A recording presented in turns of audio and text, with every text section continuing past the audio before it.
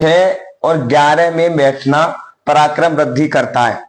यानी ये क्रूर पाप ग्रह इन भावों में बैठे हुए ये ग्रह वृद्धि करते हैं और शत्रुओं का नाश करते हैं। का नाश करते हैं। ठीक है, इन भावों में बैठे हुए ग्रह, क्योंकि ये क्रूर पाप ग्रह समरे सबरे, और ये भाव भी क्रूर पाप ग्रह, छठा भाव भी क्रूर पाप ग्रह और एकादश भाव भी क्रूर पाप ग्रह। तो इन भाव में बैठे हुए ग्रह शत्रुओं का नाश करते हैं। उत्तम स्वास्थ्य, उत्तम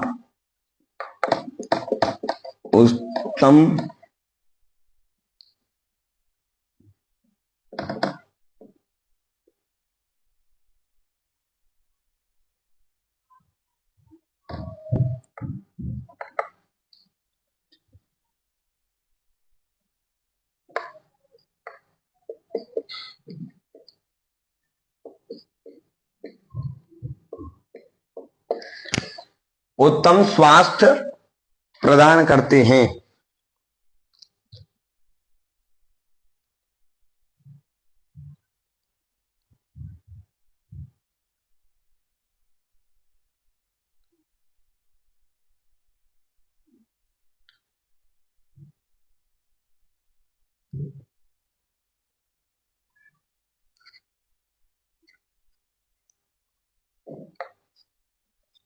पर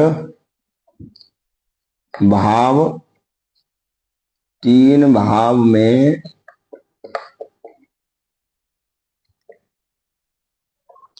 भाव नंबर 3 में क्रूर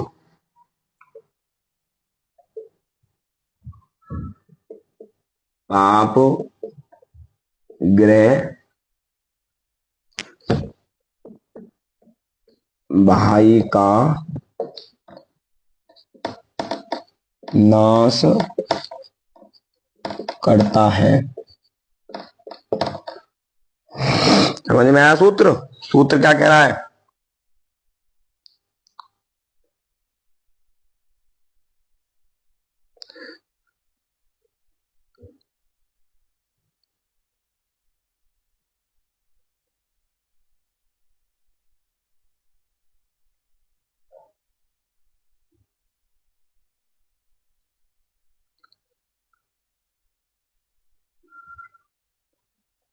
नंबर 10, भाव का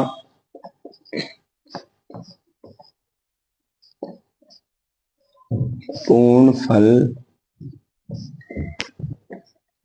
जब प्राप्त होता है, जब भाव, भावेश और कारक अच्छी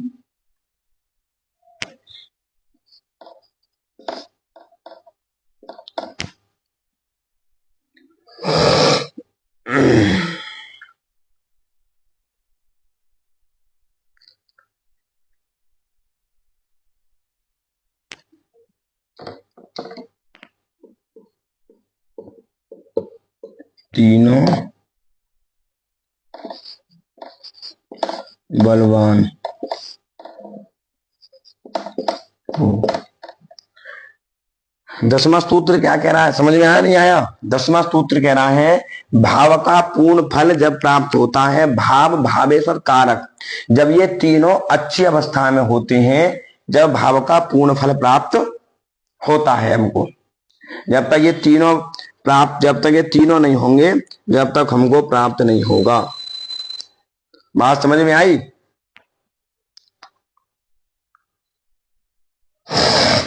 समझ में आई नहीं आई?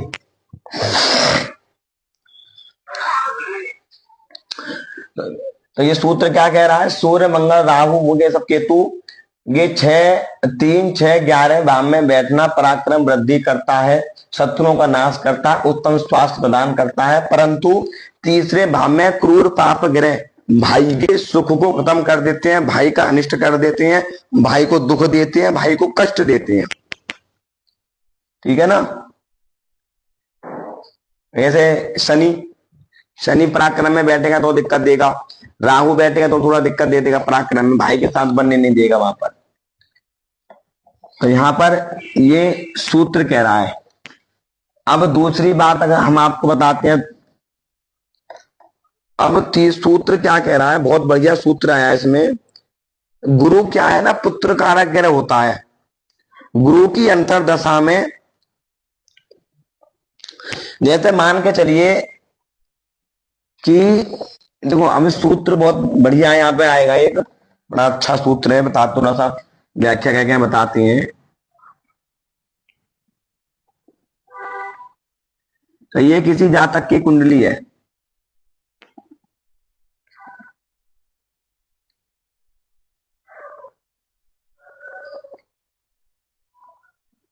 ये किसी जातक की जब ये कुंडली बनती है तो इसमें सबसे महत्वपूर्ण चीज क्या है। जैसे मान के चलिए कि पंचम भाव में, अब जैसे मान के चलिए कि मिथुन लगन की कुंडली है, 5 6 7 8 9 10 11 12 1 और 2। तो अब जैसे मान के चलिए बृहस्पति की महादशा अगर हम पे चल रही है, तो यहाँ पे सूत्र क्या कह रहा है, यदि गुरु की अंतरदशा हो तो चाहे पुत्र भाव में पंचम भाव का स्थान का स्वामी ना तो संबंध बना रहा हो, ना उसको देख रहा हो, ना उसको वहां पर दृष्टि संबंध कर रहा हो, तब भी वहां पर बृहस्पति उत्तम पढ़ाई, उत्तम अच्छा अच्छा परिणाम फिर भी वहां पर वो देगा बृहस्पति। जैसा मान के चलिए सूत्र क्या कह रहा है इसमें,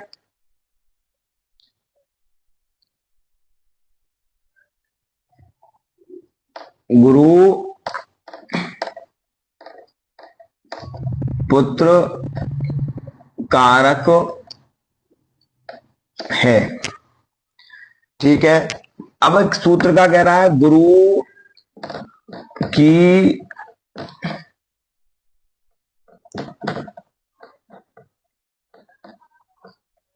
अंतर दशा में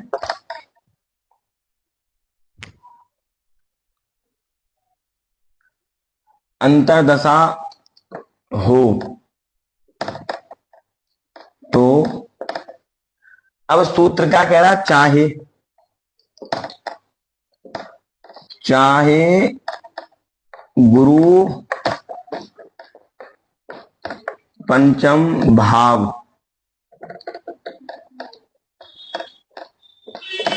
भाव का स्वामी ना हो, ना ही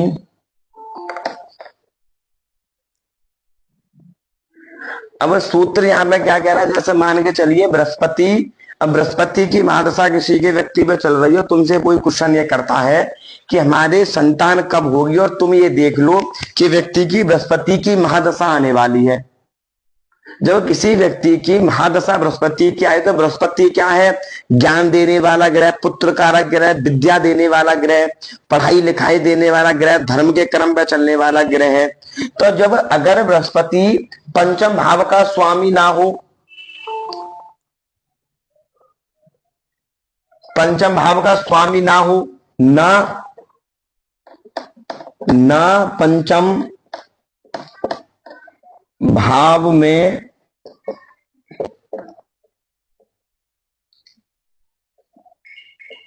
दृष्टि हो, ना पंचम भाव के स्वामी के साथ कोई भी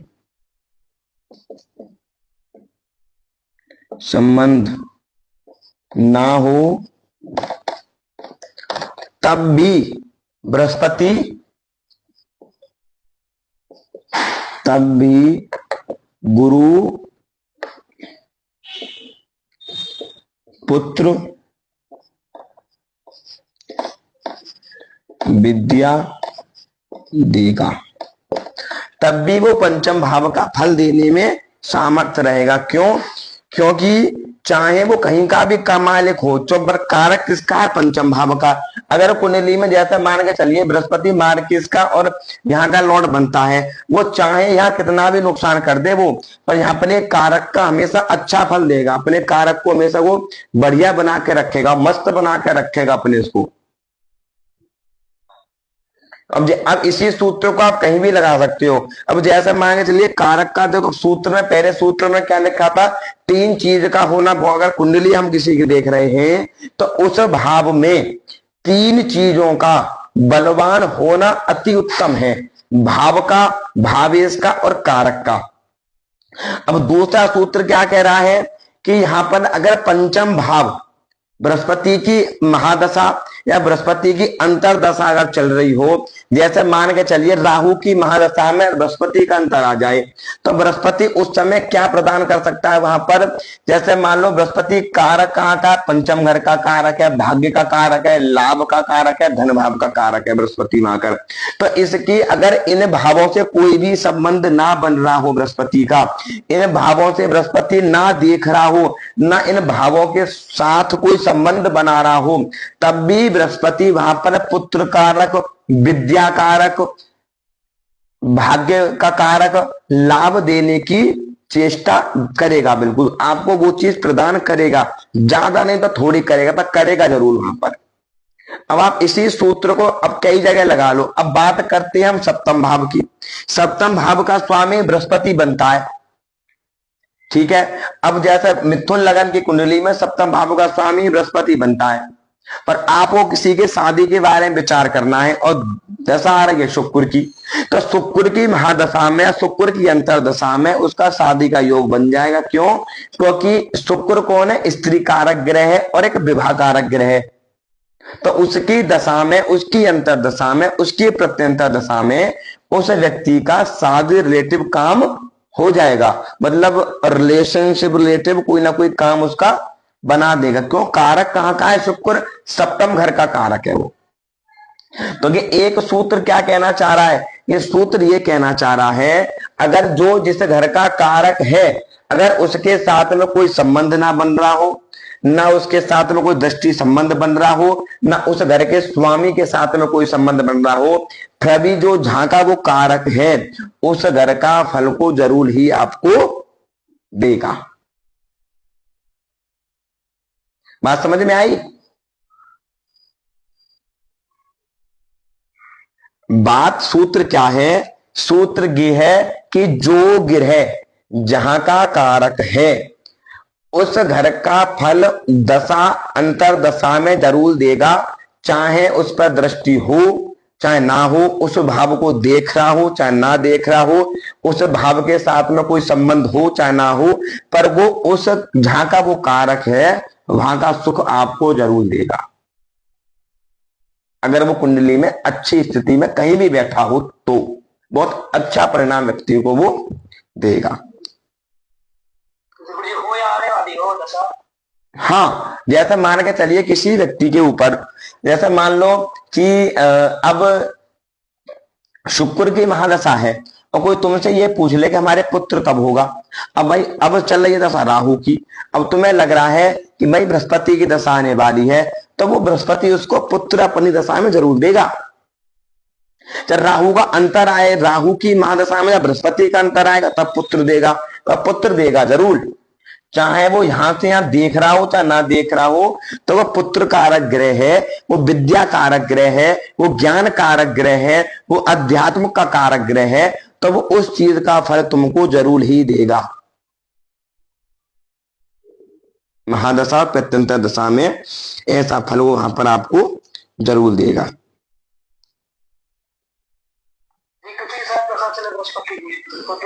हाँ, वो जहां का कारक है, शुक्र स्त्री कारक है तो विवाह करवा देगा।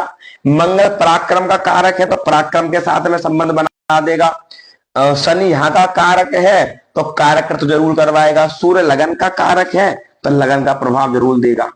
चाहे वो कहीं भी कहीं का भी मालिक हो, कहीं भी बैठा हो, चाहे कोई संबंध ना हो, तो उस घर का फल जरूर व्यक्ति को प्रदान करेगा। वो अपनी दशा अंतर दशा में जरूर प्रदान करेगा। अब सूत्र क्या कह रहा है, यदि कोई ग्रह, जैसे अभी सूत्र हमारा बृहस्पति का ही चल रहा है, अब सूत्र ये बात कह दी। अब सूत्र नंबर 11, सूत्र नंबर 12। अब 12 में मैंने क्या कह दिया, यदि गुरु नीच का हो, बृहस्पति नीच का हो या अष्टम भाव में हो,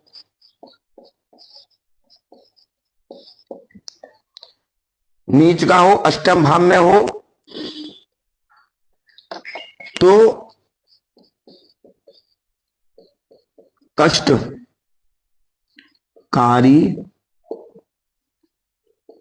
होता है। तो अब जैसा सूत्र क्या कह रहा है, जैसा मान के चलिए बृहस्पति आपका नीच का है, बृहस्पति मेरा कल भी आपसे कहा था अष्टम भाव में व्यक्ति निर्बल होता है बृहस्पति वहां पर, तो उसकी महादशा में, उसके अंतरदशा में आपको कष्ट की प्राप्ति होगी। उस समय आपको कष्ट अवश्य मिलेगा उसकी दशा में, अगर बृहस्पति आपका खराब है। जैसे मान लीजिए शुक्र आपका खराब है, शुक्र आपका नीच का है, निर्बल है, अशुभ है, पीड़ा कारक है, तो स्त्री जटिल कष्ट का अनुभव कराएगा। ग्रह के बलाबल का विचार अपनी कुशाग्र बुद्धि द्वारा निर्माण करना चाहिए। मतलब कि सूत्र क्या कह रहा है, जैसा माना के चलिए बृहस्पति आपका नीच का है, बृहस्पति आपका अष्टम में है, बृहस्पति आपका कमजोर है, तो आपका जहां का वो कारक है वहां के फल में कमी कर देगा, और जहां का वो स्वामी है वहां का भी वो फल में कमी कर देगा, क्योंकि वो निर्बल हो गया। अब शुक्र है, शुक्र निर्बल हो जाए, शुक्र किसी का नीच का हो जाए, शुक्र अशुभ ग्रहों के साथ बैठ जाए, शुक्र अष्टम में चला जाए, तो वो क्या करेगा, स्त्री के द्वारा कष्ट दे देगा तुम्हें, स्त्री के द्वारा अपमान करा देगा, स्त्री तुम्हारी डिवोर्स हो जाएगा, तलाक दे देगा, ब्रेकअप हो जाएगा, रिलेशनशिप टूट जाएंगे, वो संबंधित आपको कष्ट वहां पर दे देगा। तो इनका सूत्र आपको पूछो। पूछ रहा हूँ, अगर गुरु अगर कहीं भी बैठे तो अच्छा फल देगा, ठीक है, मतलब गुरु में कुछ संतान प्राप्ति करने हो तो अपने घर पे मतलब वो देता है, मतलब किसी और घर में दे सकता है। वो भाई अब जैसा मान के चलिए कोई व्यक्ति बृहस्पति संतान देने वाला ग्रह, तो जब उसका समय आएगा तो वो देगा उस चीज को, वो उस चीज को देगा आपको। गुरु जी अपने घर में आएगा तब देगा ना, किसी और घर में जाएगा तो नहीं देगा ना। कहीं भी बैठा हो, वो कहीं भी बैठा हो बिल्कुल दे देगा, बिल्कुल देगा। वो भाई घर का ही फल देगा, कहाँ का देगा, जब उसका टाइम आएगा तो वो अपने घर का ही फल वहां पर देगा, कहीं का ही बैठा हो, वो कहीं का भी स्वामी हो, कहीं का भी हो, उसमें कोई संबंध नहीं करता, कहीं का भी हो, वो जब समय आएगा तो अपने घर का दे।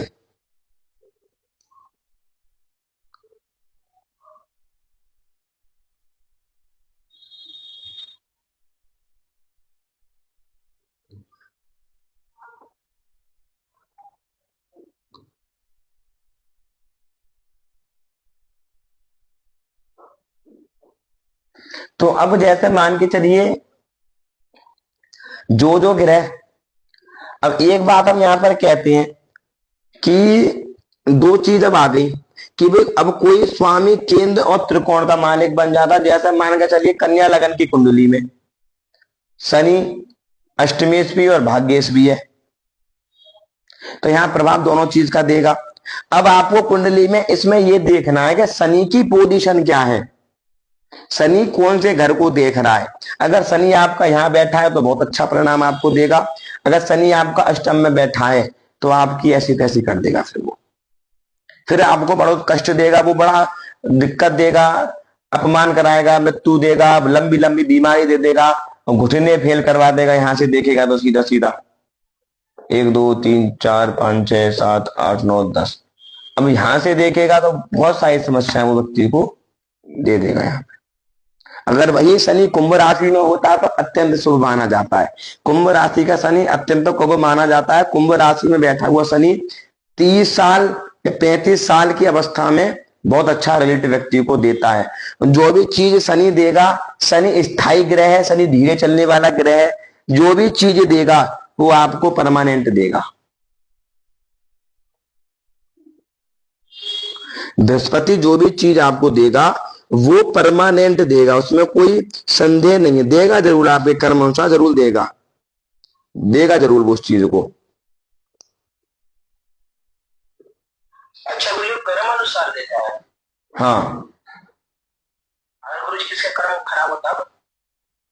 जैसा मान के चलिए बृहस्पति की महादशा में उसने सारे खराब काम करे हैं तो शनि के अंदर ऐसा उसे खराब फल देगी ना।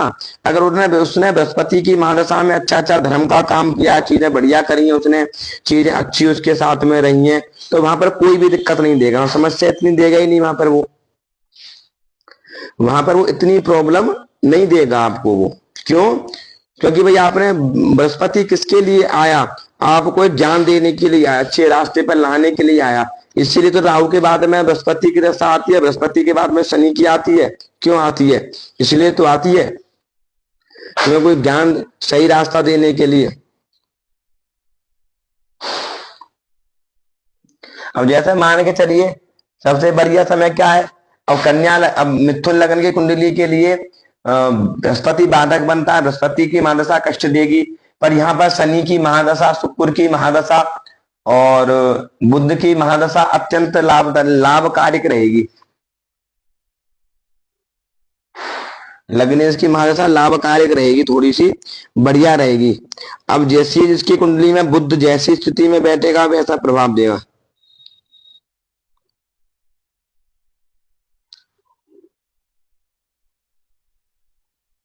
बात समझ में आई?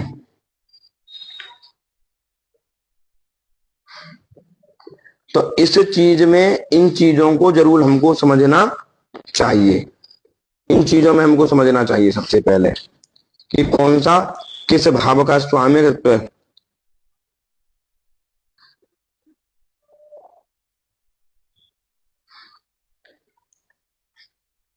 तो अब ये 3 सूत्र महत्वपूर्ण है। तो आप ये भी देख सकते हैं, जैसे मान के चलिए किसी की राहु की चल रही है, सप्तम भाव में राहु बैठा हुआ है और तुम्हें कोई दशा नहीं दिख रही है, उसको दशा कैसे नहीं दिख रही है यार? शादी का समय कैसे बताएं?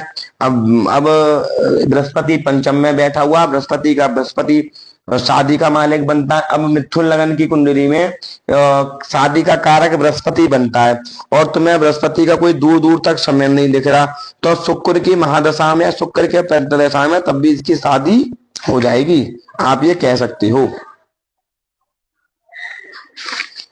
इसकी दशा महादशा में इनमें आपका संबंध बना देगा, इसका विचार वहां पर आपको दे देगा।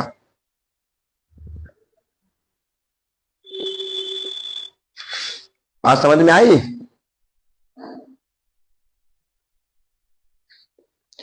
तो यहां पर वो उस घर का फल देने में सक्षम हो जाएगा वो ग्रह। अब जैसे मान के चलिए मैंने कहा किसी का लगन कमजोर है तो वो लगन को मजबूत करना चाहिए।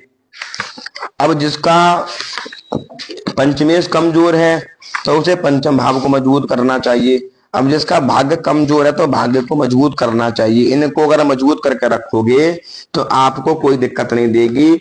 और सबसे बड़ी समस्या में आज तुमको बता दूं, बहुत अच्छी समस्या बता दूं कि हमेशा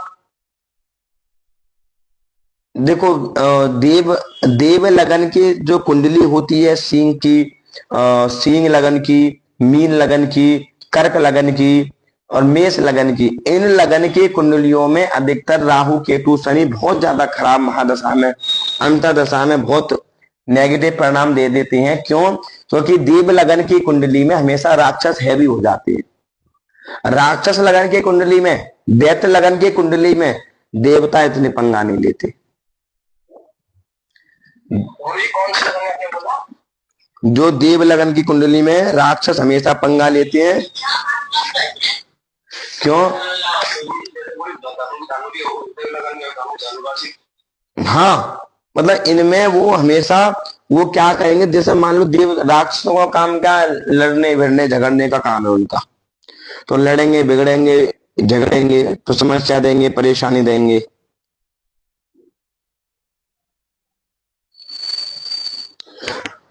तो जैसे मान के चलिए सूत्र हमारा ये हो गया। अब थोड़ा सा एक और चीज पे हम चलते हैं थोड़ा सा। ये चीज हमारी हो गई, तो अब हम कुंडली में एक चीज हम आपको बता देते हैं। जैसे मान के चलिए शनि और चंद्रमा, हमने कई बार बात कर चुके हैं इस योग पे। अब तक हमने इस योग के बारे में अशुभ अशुभ बातें करी हमने, शनि और चंद्रमा। तो जैसे मान के चलिए सूत्र नंबर है हमारा क्या, शनि और चंद्रमा नंबर 9। शनि प्लस चंद्रमा। तो ये शनि और चंद्रमा क्या है भाई? शनि चंद्रमा के साथ बैठेगा डिप्रेशन देगा, परेशानी देगा, ओवर थिंकिंग, टेंशन कराएगा। अब ये क्या किस फील्ड में ले जाएगा व्यक्ति को? शिथिलता।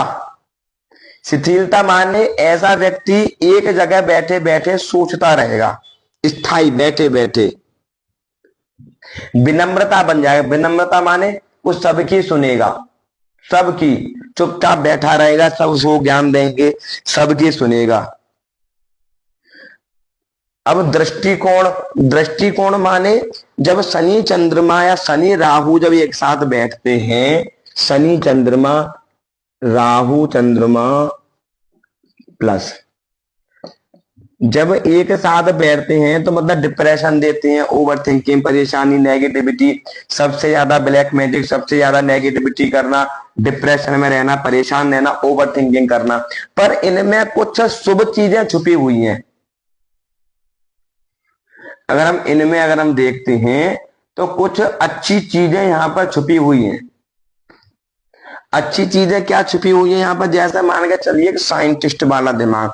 चंद्रमा क्या है ना, रिसर्च कर, जितने बड़े बड़े की सब ये रिसर्च करते हैं ना, उनका चंद्रमा राहु के साथ में होता है या शनि के साथ में होता है। तो ऐसा व्यक्ति ना रिसर्च करने वाला होता है, चीजों पर रिसर्च करता है, नई नई चीजों पे, नई नई ग्रंथों पे, नई नई चीजों पर रिसर्च करने वाला होता है। ऐसा व्यक्ति अकेला रहने वाला होता है, ऐसा व्यक्ति शांत रहने वाला होता है, ऐसा व्यक्ति चुपचाप बैठकर चीजों को रिसर्च करता है। वो कभी अपनी चीजों को किसी को नहीं बताता, वो अंदर ही अंदर रिसर्च करता रहता है उस चीज के बारे में। जैसे ज्योतिष के बारे में, कोई भी रिसर्च वाली चीजों में व्यक्ति को ले जाता है।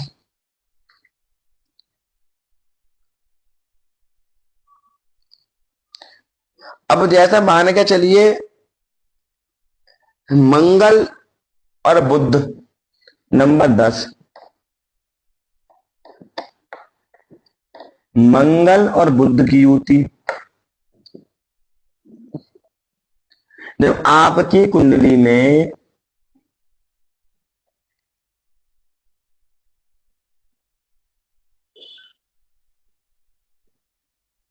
आपकी जन्म कुंडली में मंगल और बुध जब वो एक साथ बैठते हैं तो वो क्या प्रभाव देते हैं? जैसे मान के चलिए मंगल प्लस बुध, मंगल और बुध।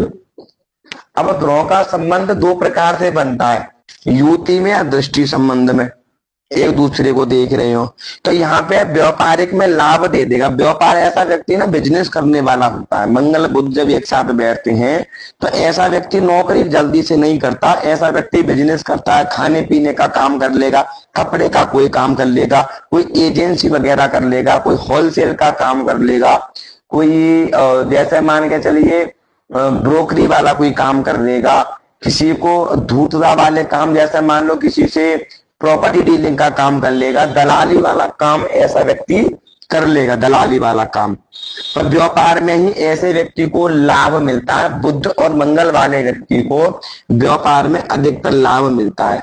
औषधि वाला काम कर लेगा। अंतर्दृष्टि मतलब ऐसे व्यक्ति जो अंतर जो आत्मा होती है ना, तो वो स्त्रियों के प्रति अधिकतर लालसा वाले रहती है। ये चाहे अब लड़की की कुंडली में है तो ऐसी लड़की को लड़कों के प्रति अंदर से अधिक लालसा रहेगी। अगर लड़के की कुंडली में है तो वो लड़कियों के प्रति काफी लालसावान रहेगा। वो मतलब जैसे मान के चलिए कोई लड़का है तो वो क्या कहेगा, यार ये लड़की अच्छी है, ये बढ़िया है, इसके साथ में रिलेशन बना लूं, इसके साथ में घूम लूं। हर किसी के साथ में हर किसी को देखकर एक ही बात मन में आना, हर किसी को देखकर।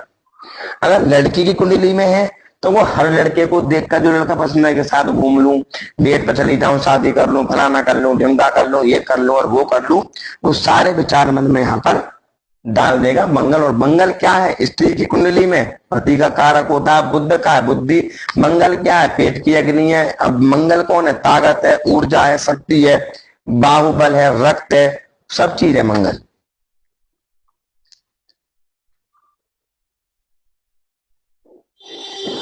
अब कुंडली में मंगल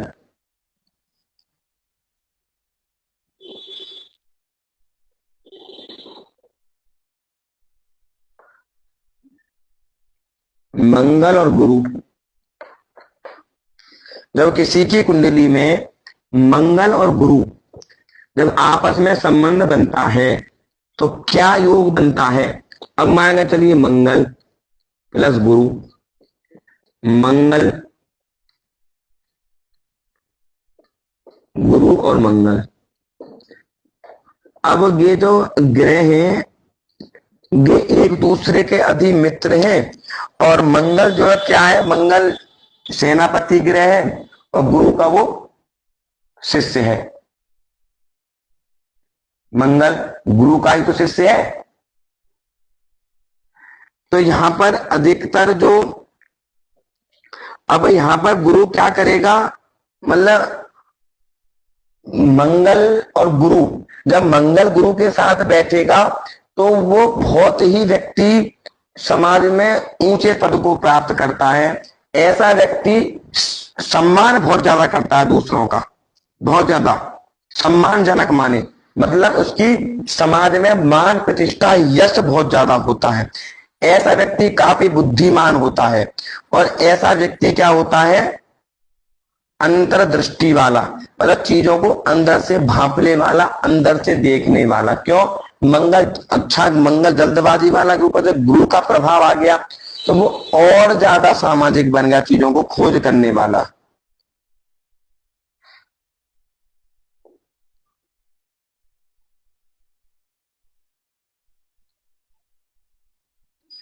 अब मंगल क्या करता है, अब जब गुरु की दृष्टि मंगल पर पड़ती है तो ऐसे व्यक्तियों का ना थोड़ा सा काम प्रवृत्ति का बनाता है। गुस्सा आना, क्रोध आना, एकदम से थोड़ा सा घमंड वाली चीजें उसके अंदर आ जाना, थोड़ा लोगों का विरोध करने लग जाना। मान सम्मान बढ़ता है तो विरोध बढ़ जाता है। अब मान के चलिए नंबर 13 मंगल और शनि। हमने कहा था कि मंगल और राहु पर्वत योग बनाते, पर मंगल और शनि भी एक पर्वत जैसा योग बनाते हैं। सबसे ज्यादा झगड़ा करने वाला, सबसे ज्यादा हाथ पैर तुड़वाने वाला, सबसे ज्यादा विपत्ति देने वाला मंगल और शनि। कोर्ट कचहरी के मैटर में फंसाने वाला, प्रॉपर्टी के कामों में फंसाने वाला, बीमारी देने वाला, बीमारी ऊंचे ऊंचे लेवल की, ब्लड कैंसर वाली बीमारी दे देना, वो शनि का काम है। दृष्टि संबंध बन जाए, मंगल शनि को देख ले, झगड़ा सुखीन बनता है। अब मान के चलिए दो चीज है।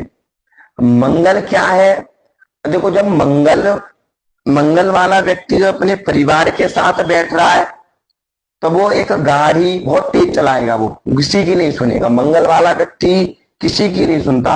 मंगल के अंदर सूर्य से भी ज्यादा गुस्सा है, मैं आपको बता चुका हूं। मंगल को ऑर्डर सूर्य भी नहीं दे सकता। मंगल को ऑर्डर, मंगल क्या है, एक सेना है। मंगल क्या है, सेना है। जब सेना का मूड घूमता है तो वो सेना किसी की नहीं सुनती है। कभी जोश में आकर सूर्य भी मंगल को कभी ऑर्डर नहीं दे सकता। जोश में आकर मोदी भी कभी सेना को ऑर्डर नहीं दे सकता, क्योंकि सेना है तो राजा है। अगर जब सेना ही नहीं है तो राजा तो क्या घंटा बजाएगा क्या। अब ऐसे यहां पर क्या है कि मंगल कौन है, सेनापति ग्रह। अब जब राजा की बात सेना ही नहीं मानेगी तो राजा किस बात का। तो राजा को भी सेना हुआ बड़ा विनम्र तरीके से सूर्य मंगल को ऑर्डर देता है, ऐसे जा काम कर दे। तो इसलिए अधिकतर सूर्य से भी ज्यादा गुस्से वाला मंगल को माना गया है। सूर्य राजा है, वो सहन कर लेगा, मंगल सहन नहीं करता किसी की। मंगल क्या है, होगा तो पहले घर का ठेकेदार। मुझे ज्ञान लगन में मंगल बैठा हो तो ये कहेगा तू होगा तुम्हें घर का प्रधान। लगन में मंगल बैठने वाला व्यक्ति यही कहेगा तुम्हें घर का ठेकेदार होगा, तेरा नौकर नहीं हूं मैं, ये लिए धर्मशाला में जा रहा हूं। लगन में मंगल बैठने वाला व्यक्ति बहुत जल्दी हाथ छोड़ता है। लगन में बैठने वाला व्यक्ति बड़े बूढ़े की शर्म भी नहीं करता, वो सबको एक लाख से लपेटता है, भिड़ जाएगा नहीं तो वो डिसीजन खत्म। तो सेना के डिसीजन का उन्होंने ठीक मार 2 मिनट में काम खत्म।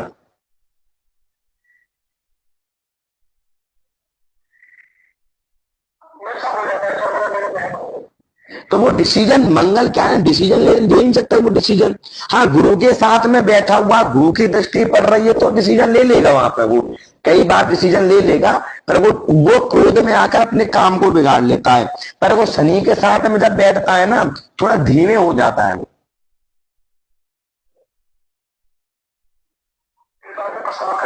हाँ, वो धीमे करा देगा वहां पर।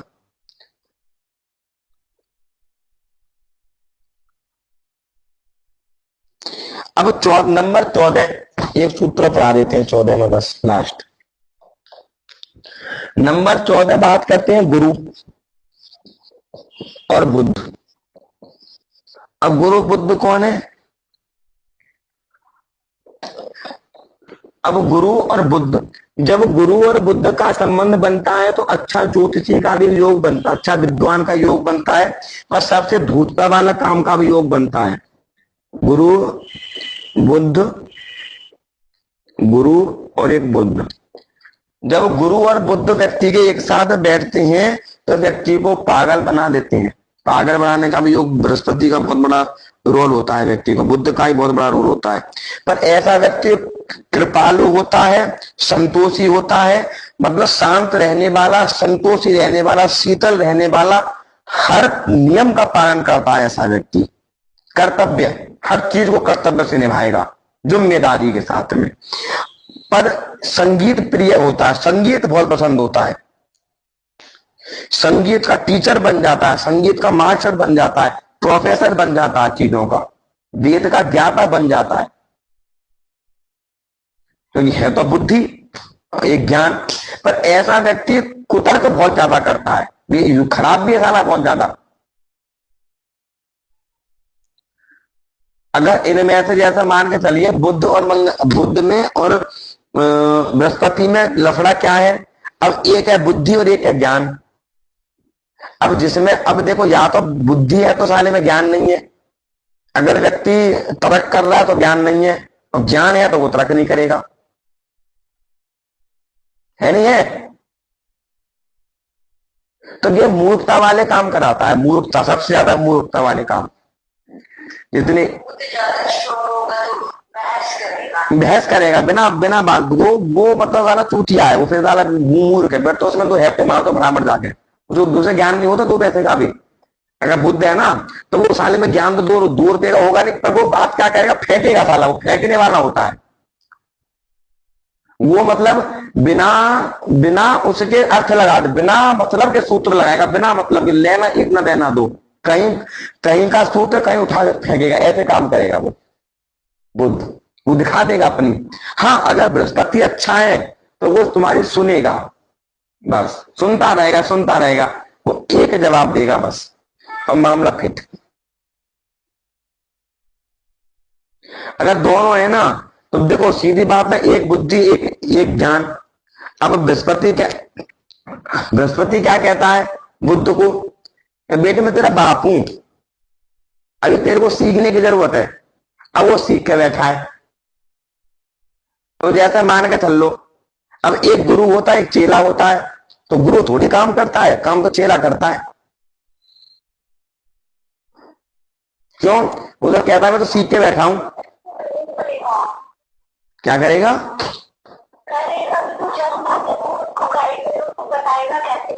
अब करेगा वो बुद्ध वाला मानता नहीं वाला, जिसका बुद्ध खराब हो सारा मानता नहीं किसी की। वो बुद्ध रिक्शा होता वो मानता नहीं है, वो समझ में नहीं आया। वो 6 बार पूछेगा बाप को, फिर तो मैंने कह दी कि सूर्य को जल देना है, पूछेगा कैसे दूं, कै बजे दूं, कौन से लोटे से दूं। वो एक चीज को 6 बार पूछेगा, तर्क करेगा वो तर्क करने वाला होता है। एक एक बात को 6 बार पूछेगा, मतलब वो तर्क करने वाला होता है। जब कुंडली में बृहस्पति की पोजीशन कमजोर हो जाती है, तो वो थोड़ा सा वहां पर दिक्कत व्यक्ति को देता है।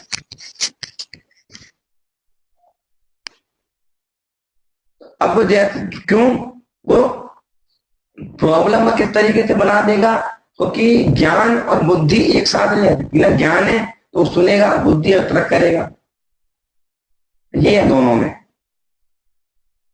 पर यह योगी बनता है, थोड़ा संतोषी वाला व्यक्ति होता है, कई चीजों में निपुण होता है, अच्छा विद्वान बन जाता है, अच्छा कलाकार बन जाता है, अच्छा विचार करने वाला बन जाता है, चीजों को समझने वाला वो बन जाता है।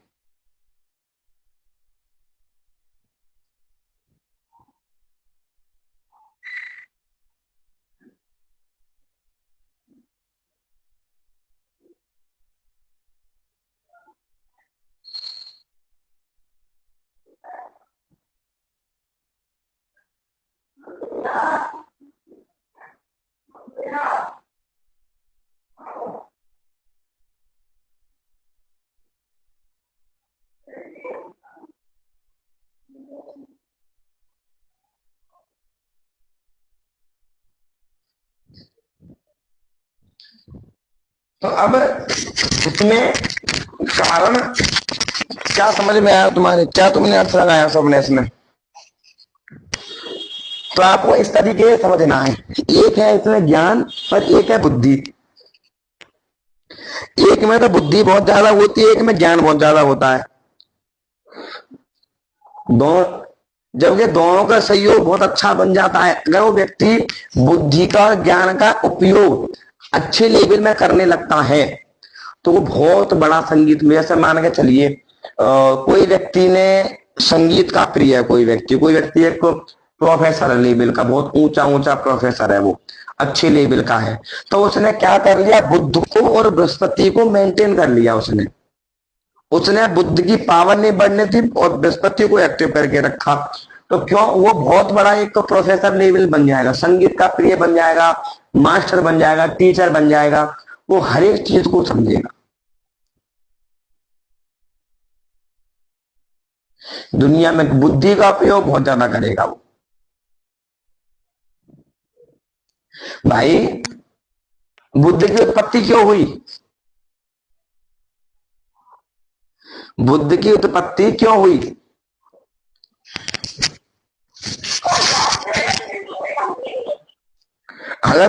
अगर बुद्ध ना होता तो बुद्धि ना होती।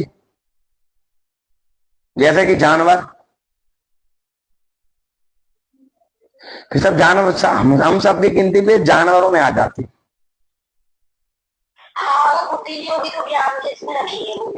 ज्ञान बुद्ध, हाँ फिर देखो, पशु के अंदर सोचने समझने की शक्ति नहीं है, भजन करने की सामर्थ्य नहीं है। पशु और जीवों में 84 लाख योनियों में केवल मनुष्य योनि को ही कर्म करने की क्षमता है खाली। जब बुद्धि है तभी वो अच्छा बुरा सोच सकता है, अच्छा बुरा कर सकता है। बुद्ध का बहुत बड़ा रोल होता है। बुद्ध और हर ग्रह का अपना अपना एक बहुत बड़ा रोल है, अपने अपने ग्रह का। हर ग्रह अपने में मास्टर है। अब जो काम, अब बुद्धि का काम बुद्ध तो ही कर सकता है।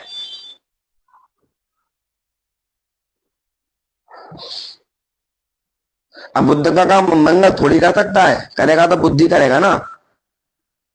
इसका बुद्ध खराब नहीं, बुद्धि खराब, काम ही नहीं करेगा, दिमाग में ही नहीं घुसेगा कुछ भी। क्या क्या चल रहा है, क्या हो रहा है, क्या नहीं हो रहा, जाएगा ही नहीं दिमाग में, दिमाग नहीं लगा पाएगा, वो वहां तक पहुंच ही नहीं पाएगा, उपयोग नहीं करेगा दिमाग का, क्या व्यक्ति क्या क्या चल रही है।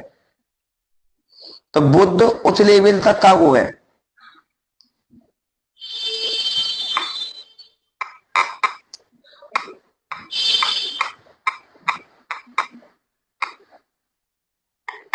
क्या समझ में आया?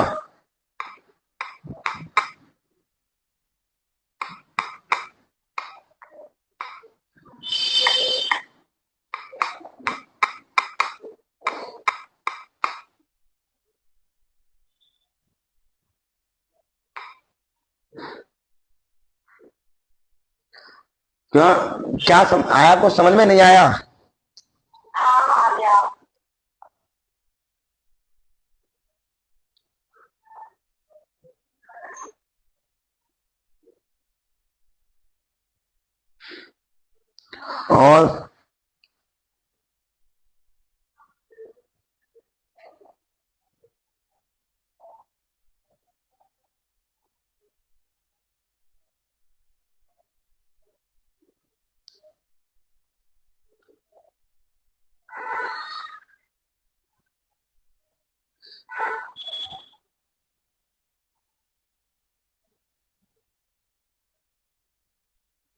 और जो समझ में ना आया हो तो वो इस तरीके से हमारी कुंडली में इनका निर्णय निर्णय होता है।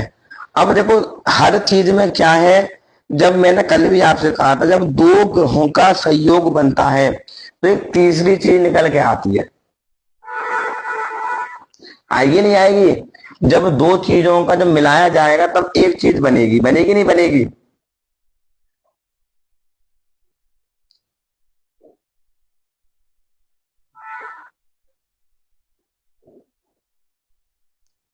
क्यों निखिल?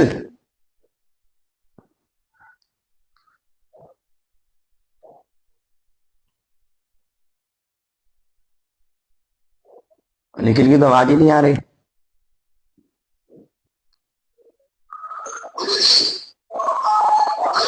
हम्म।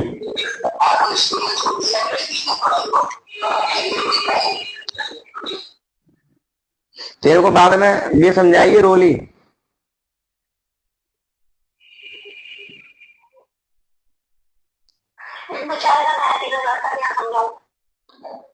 तो कारण, अब यहाँ पर निखिल, तो निखिल दो चीजें जब बनती है ना, तो जब वो तीसरी चीज पैदा होती है, हमेशा ये ध्यान रखना,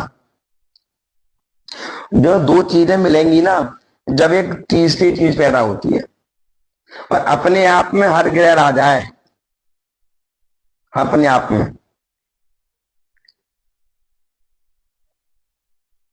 राहु भी तो राजा बनना चाहता है नहीं है? राहु की महादशा में व्यक्ति राजा के समान जीना पसंद करता है।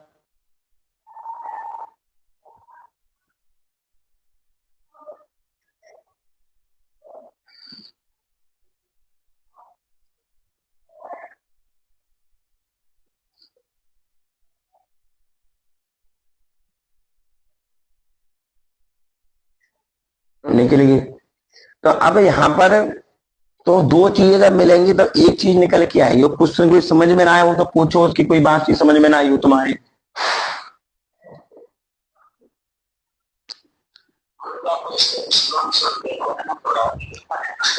अरे सब मिल जाएगा, चिंता मत कर तुझे। तेरे को वीडियो में बेटे सब चीज मिलेगी, तो टेंशन मत ले। वीडियो तेरे को हर चीज मिलेगी।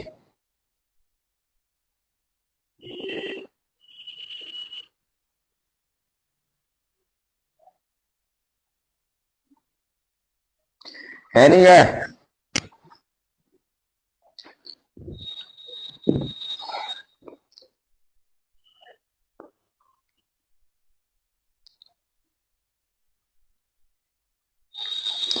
जल्दी जल्दी बताओ, समझ में आया नहीं आया? वैसे बैठे हो चुपचाप के कुछ।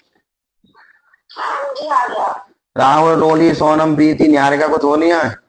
सोनम तो गायब बोली होगी यहाँ से। क्या समझ में आया? थोड़ा थोड़ा क्यों आया? पूरा कब आएगा?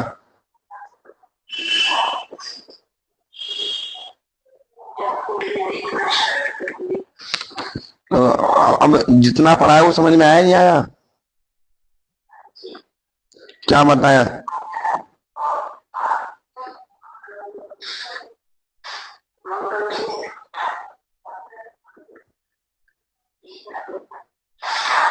और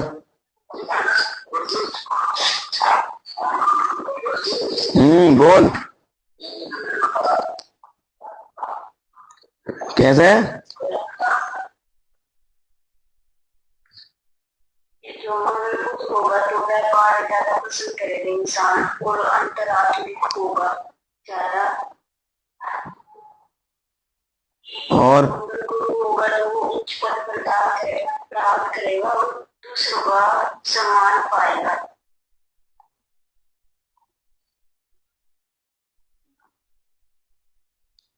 मंगल शनि में झगड़ा करने वाला ज्यादा होगा। और हाथ पैर दबाने वाला, कैंसर वगैरह बड़ी बीमारी देने वाला। और कुछ होगा अगर गुरु कमजोर होगा तो ज्यादा संपत्ति वाला इंसान होगा। बुद्ध वाला कृपालु भी होगा और अपना काम, अपना जो कर्तव्य है, जो अपना काम होता है वो सारे काम करेगा नियम से। बहुत बढ़िया। और अच्छा विद्वान भी हो सकता है और म्यूजिक में इंटरेस्ट होगा। और अगर कुछ ज्यादा स्ट्रॉन्ग से तो दर्द करने वाला होगा। बहुत बढ़िया।